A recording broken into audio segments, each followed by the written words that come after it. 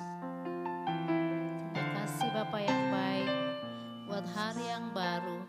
Kami percaya berkat-Mu dicurahkan atas kami hari ini, hari penuh sukacita. Haleluya Yesus.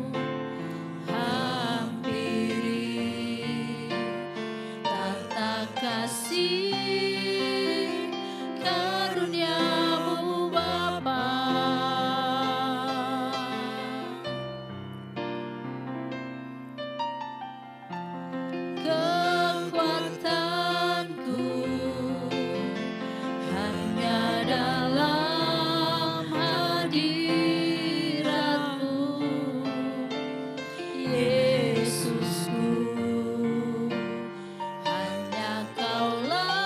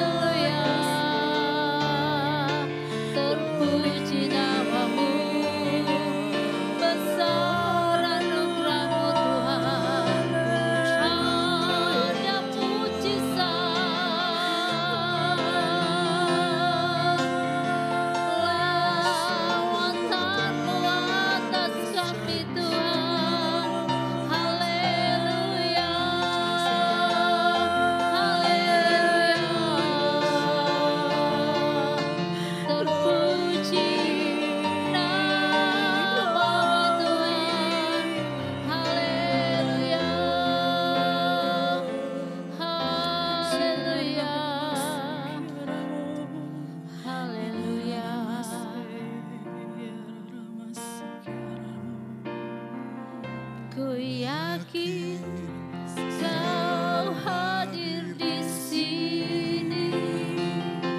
Ku rasakan kuasa yang tak terbatas. Ku yakin Kau nyata di sini. Kemenangan terjadi di sini. Kesembuhan terjadi di sini. Kelepasan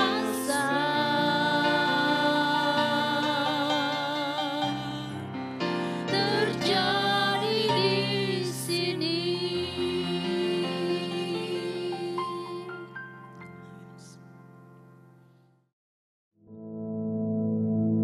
Our Father, which art in heaven, hallowed be thy name. Thy kingdom come, thy will be done in earth as it is in heaven. Give us this day our daily bread, and forgive us our debts, as we forgive our debtors. And lead us not into temptation, but deliver us from evil. For thine is the kingdom, and the power, and the glory, forever. Amen.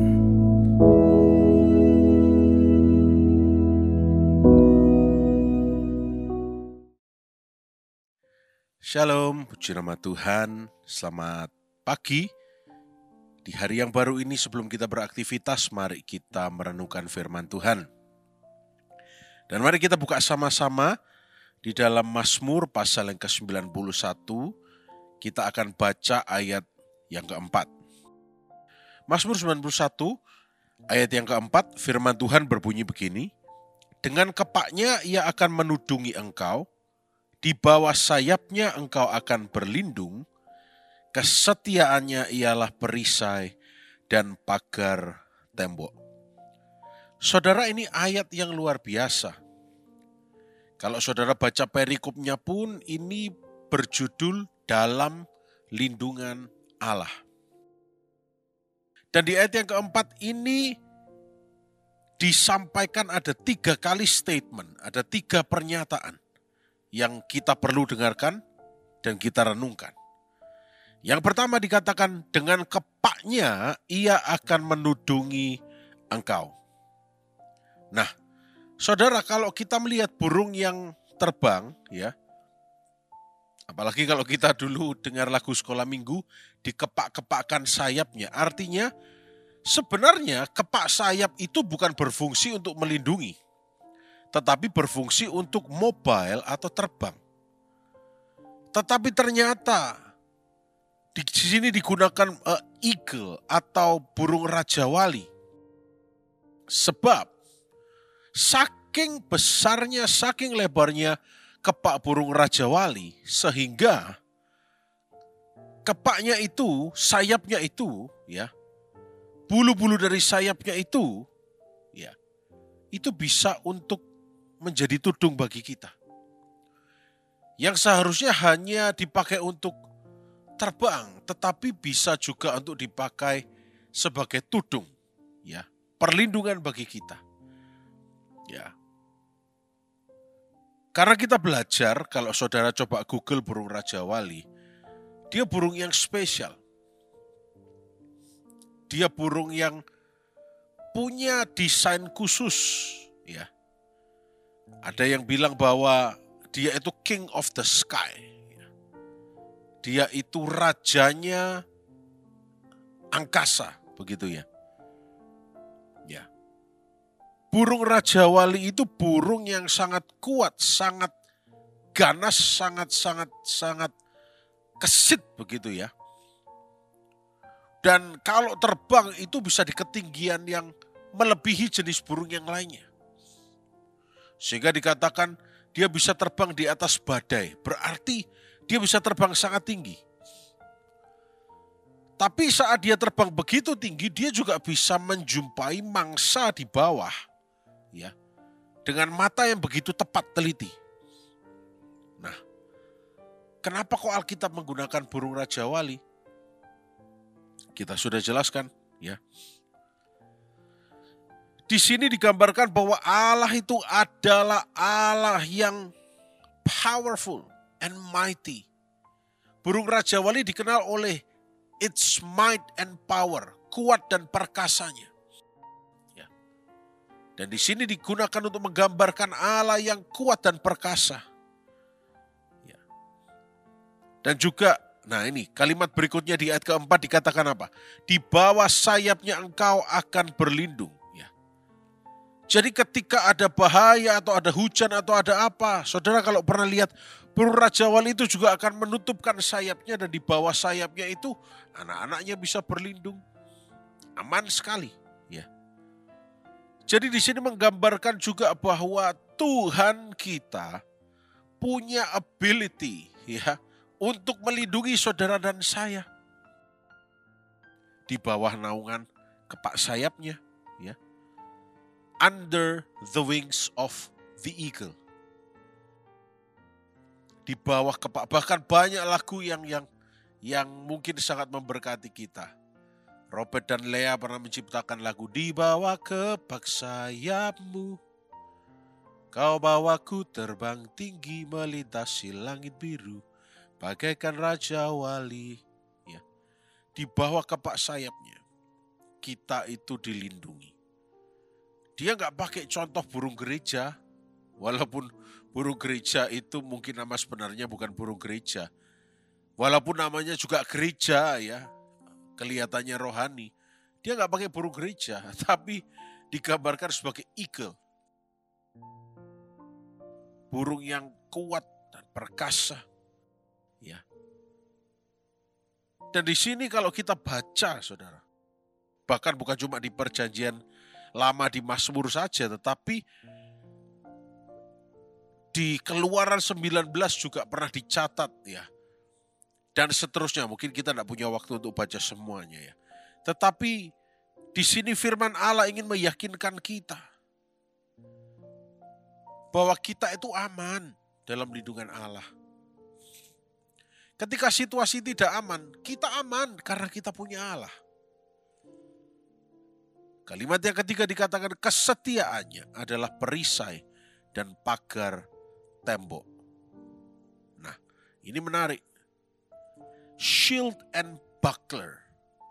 Kalau saudara coba Google shield and buckler, itu benar-benar sangat terbukti untuk melindungi tubuh, terutama bagian-bagian yang vital, ya. Dari tusukan senjata atau dari anak panah dari musuh. Ya. Bayangkan. Digambarkan, dituliskan sampai 3 kalimat dalam satu ayat. Kepak sayapnya akan menudungi kita. Artinya serangan dari atas. Mungkin digambarkan air hujan yang berat bagi seorang anak Raja Wali atau hujaman apa atau apa. Dilindungi oleh kepak sayapnya. Sayapnya dia bisa buka untuk melindungi banyak. Ya. Tetapi ketika ditutup di bawah sayapnya kita juga akan berlindung. Mau seperti apapun, kita punya Allah yang very, very protective in a good way. Dia Allah yang selalu punya insting untuk melindungi kita. Selalu membuat kita aman. Jadi kalau hari ini kita menghadapi tantangan, mari dengarkan firman Tuhan bahwa apapun yang ada di depan kita, tetap ada perlindungan Allah, saudara. Walaupun situasi Anda tidak mudah, Anda melalui proses yang mungkin berat, tetap ada perlindungan Allah yang menyertai kita. Walaupun mungkin bos saudara bencekno, menekan saudara, tetap ada perlindungan Allah. Walaupun mungkin rekan sekerja saudara, ya, menipu saudara, berbuat jahat pada saudara, tetap ada perlindungan Allah. Yang penting kita tidak bergeser dari perlindungan Allah. Dan mungkin saudara takut, wah Pak nanti habis riwayat saya, habis karir saya. Kalimat terakhir, kesetiaan Tuhan adalah perisai dan pagar tembok. Shield and buckler, perlindungan yang berbicara mengenai, kalau secara fisik, ya, melindungi organ vital, artinya nyawa itu terlindungi. Kalau kita